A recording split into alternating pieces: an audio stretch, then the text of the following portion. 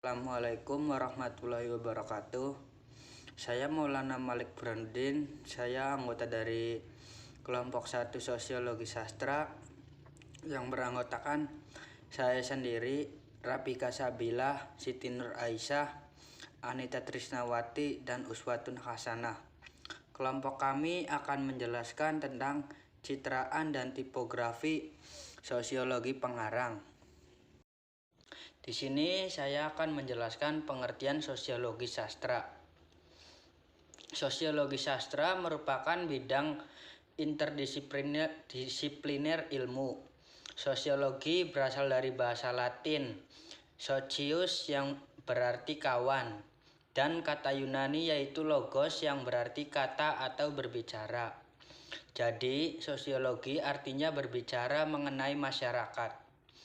Sosiologi merupakan ilmu yang mengkaji segala aspek kehidupan sosial manusia, yang meliputi masalah perekonomian, politik, keagamaan, dan lain sebagainya.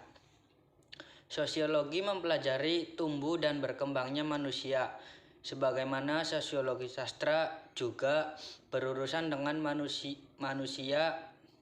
Sastra merupakan lembaga sosial yang bermediumkan bahasa, sedangkan bahasa merupakan salah satu budaya manusia. Sastra merupakan abstraksi kehidupan, dan kehidupan itu merupakan kenyataan sosial. Sekian penjelasan dari saya. Selanjutnya akan dijelaskan oleh kawan saya. Assalamualaikum warahmatullahi wabarakatuh. Perkenalkan, nama saya Rapika Sabila, NIM 2008110014, akan memaparkan materi tentang sosiologi pengarang. Sosiologi pengarang dapat dimaknai sebagai salah satu kajian sosiologi sastra yang memfokuskan perhatian pada pengarang sebagai pencipta karya sastra. Adapun 7 wilayah yang menjadi kajian sosiologi pengarang. Yang pertama, status sosial pengarang. Kedua, ideologi sosial pengarang. Ketiga, latar belakang sosial budaya pengarang. Keempat, posisi sosial pengarang dalam masyarakat. Kelima, masyarakat pembaca yang dituju. Keenam, mata pencaharian sastrawan. Dan ketujuh, profesionalisme dalam kepengarangan. Saya Siti Nur Aisyah dengan nomor NIM 2008110019 akan melanjutkan pemaparan berikutnya, yakni tentang unsur-unsur puisi.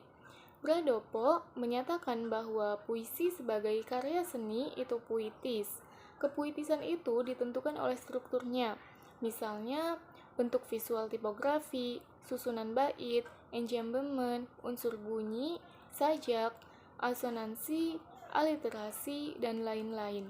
Pilihan kata, gaya bahasa, bahasa kiasan, sarana retorika, dan lain sebagainya. Dapat dijelaskan bahwa metode puisi adalah sarana sastra untuk mengekspresikan gagasan yang ingin disampaikan penyair dalam karyanya. Sedangkan hakikat puisi adalah esensi puisi yang berupa gagasan yang ingin diungkapkan penyair melalui karyanya. Struk puisi menurut Waluyo. Yang pertama yaitu diksi. Diksi adalah pemilihan kata oleh penyair dalam menyusun puisinya. Kata-kata dalam puisi bersifat konotatif, yang memiliki banyak arti atau mengandung makna yang luas, dan ada pula yang berlambang. Yang kedua yaitu bahasa kias atau gaya bahasa. Gaya bahasa adalah bahasa kiasan yang dapat menimbulkan konotasi tertentu. Gaya bahasa disebut juga dengan majas.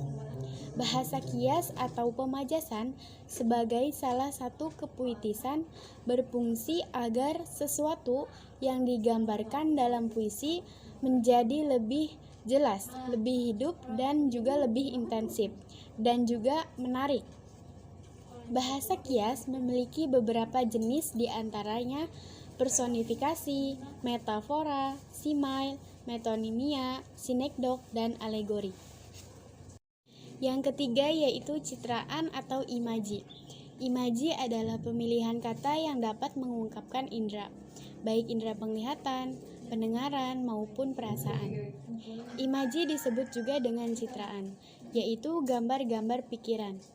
Imaji terbagi menjadi 3 unsur, yaitu imaji penglihatan, imaji suara, dan imaji raba atau sentuh.